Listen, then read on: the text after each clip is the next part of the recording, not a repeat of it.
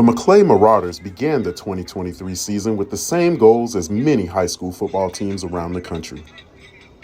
Play hard, give your all, beat your opponent. And while team identity is a high priority for every coach, the way that team discovers who they are is vastly different.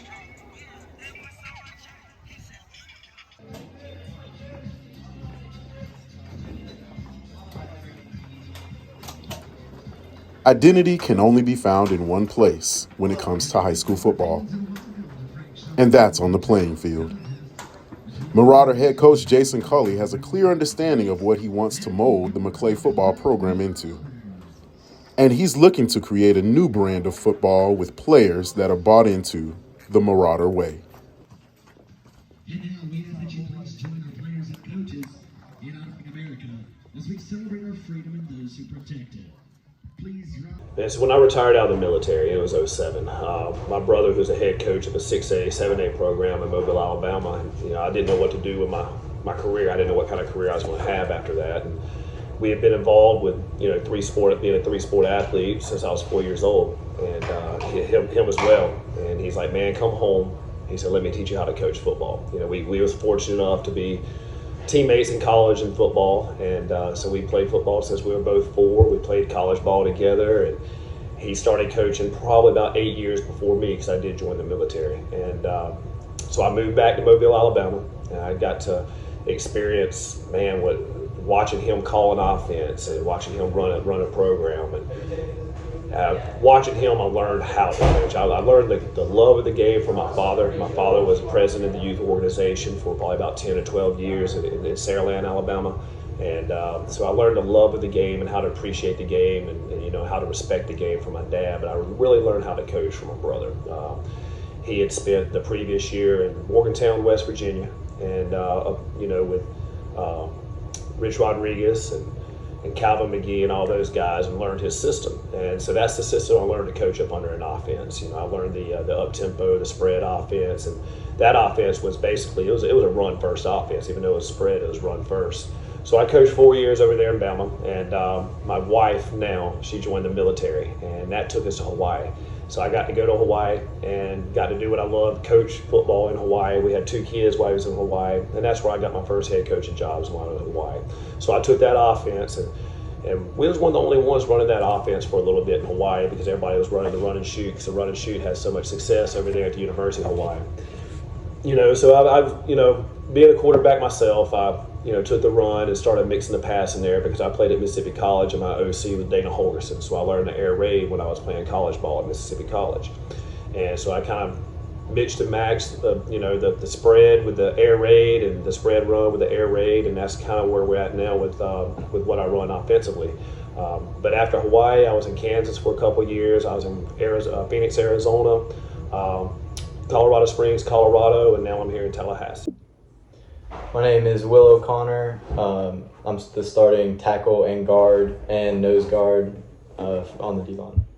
I've been at Maclay since I was a freshman in high school. I really like the school and the environment here at the school. It's a big, tight-knit family here at Maclay. Well, I really like our coach here, and I think he's a really smart guy, and bring a team together to work together. And that's what got me. When I saw it was open, my brother knew I was wanting to come back down south. And he said, hey, man, check out this school. I saw that it was an opening. And I was looking in Alabama, I was looking in Florida, and I was looking in Tennessee. And as soon as I got on the website of Maclay, I just saw the beauty of the layout of the school. I was like, man, that's beautiful.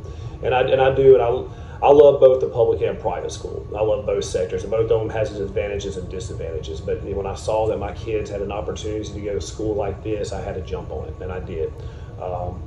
My kids are getting the best possible education that they can get. And that's what I love about this school, that they can not only just get the best education, but they have they can play any sport if they want to play 3 sports, they can play 3 sports. And that's the beauty of this school.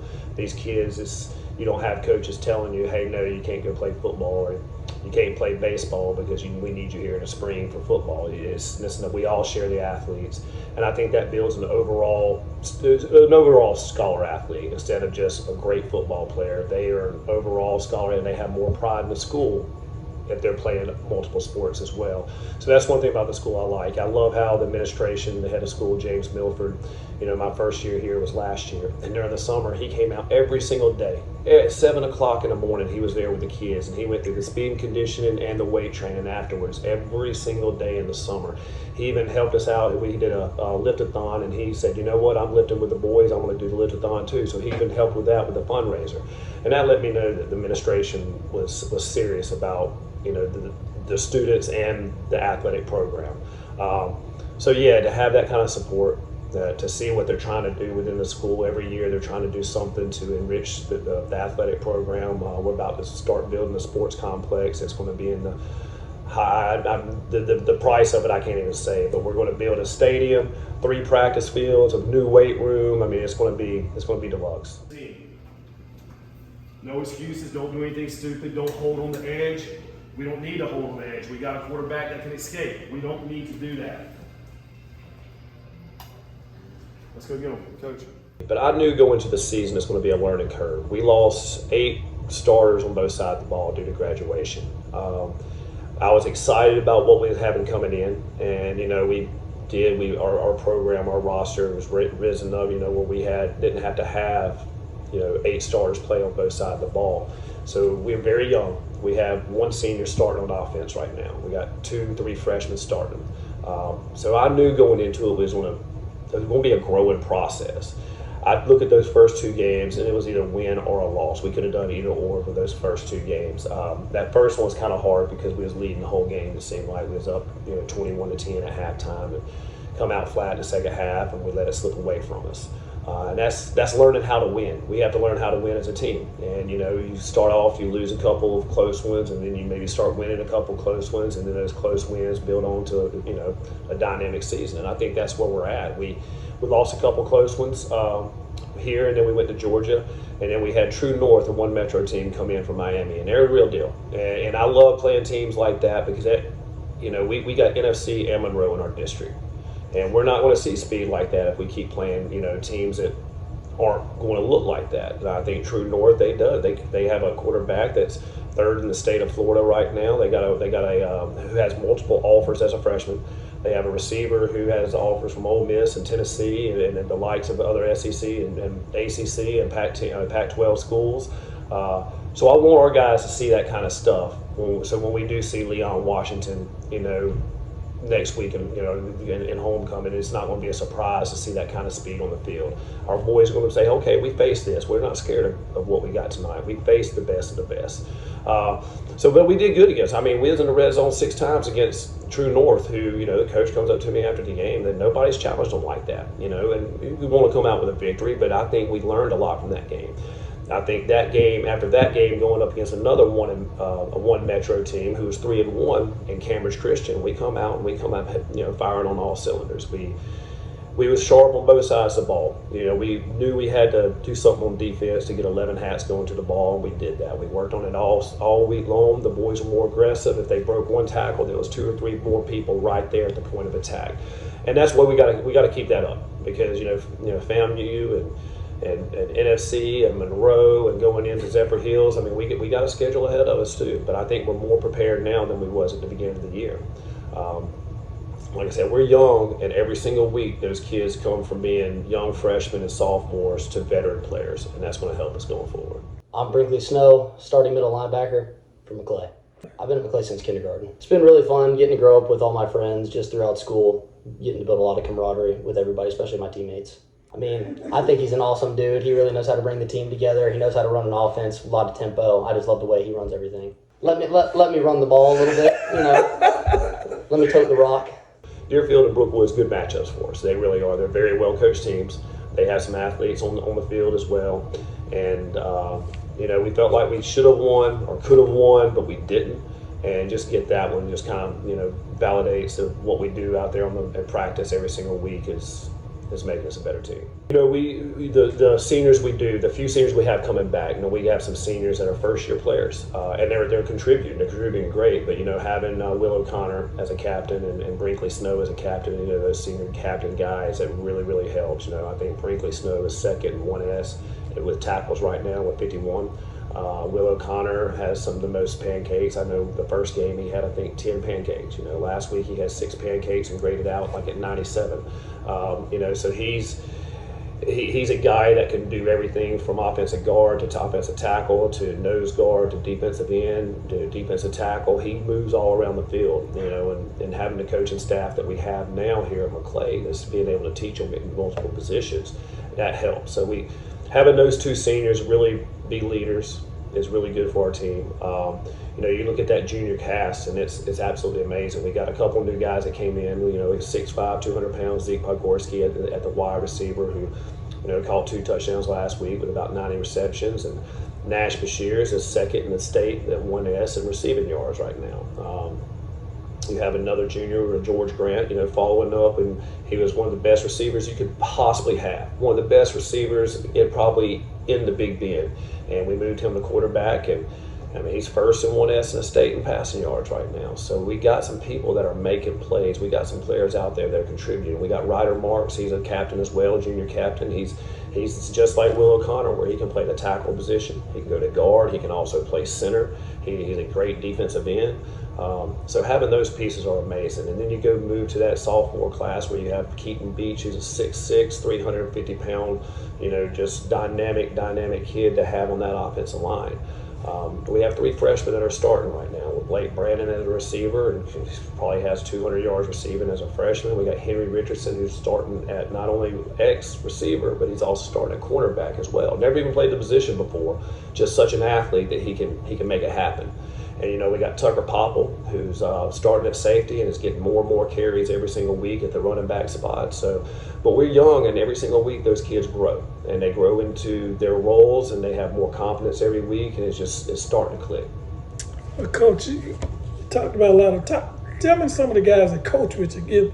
Oh man, so yeah, last year I came in late last year, so trying to find coaches was hard, and I found 2 good coaches in Nevin Gentry, who was here previously, and Ricky Yates. And Coach Ricky Yates, he's been all around the world. He played at UCF, played at Florida State as a tight end, played down the street at NFC. Same with Evan Gentry.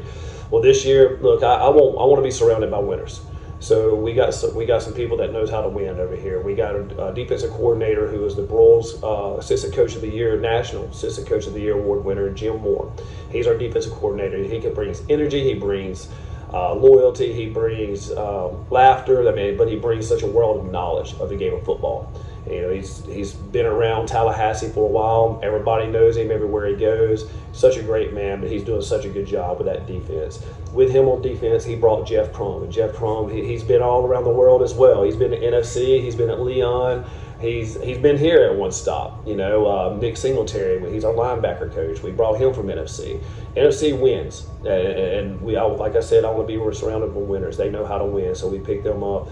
We picked up a great young offensive line coach in Sam Neely. He played at Childs, coached at Childs. He played some JUCO ball in Kansas, and he comes in with a lot of energy, with a lot of knowledge, and just a fresh outlook on how the offensive line should work. So that's really, really nice to have that group surrounding you. And we also got Coach Greg Groves. He's been away from football for a long time. He's volunteered for us, but does a great job. And during the spring, we lost one of our captains. His name is Grady Brown, and Grady was caught for like 600 yards last year. He was a starting corner, starting receiver. We lost him to an ACL injury, and he's helping us out on the staff. He's a student coach. And he can make a career out of it, because the kid every single day, shouldn't say kid, he's a young man, but just his passion for the game. He calls the JV game.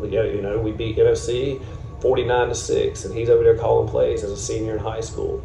He knows the game, and just his leadership, not only see what's going on with the staff, but also to be with the team as well. I think that helps him out, but it helps the team out too. Coach, where do you see your program headed? Do you like the direction you guys are going in? Yes, especially looking at the numbers we have, seeing the youth that we have. I don't want to cut this year short, because I'm the type of guy that I'm going to go into a fight. My dad taught me, every fight you go into, you got to know you're going to win. And if you have that doubt that you're not going to win that fight, you've already lost the fight. So every single game we go into, I think we're going to end this regular season being 7-3. That's what I look at. I think last year we got in the regular season got pounded by NFC.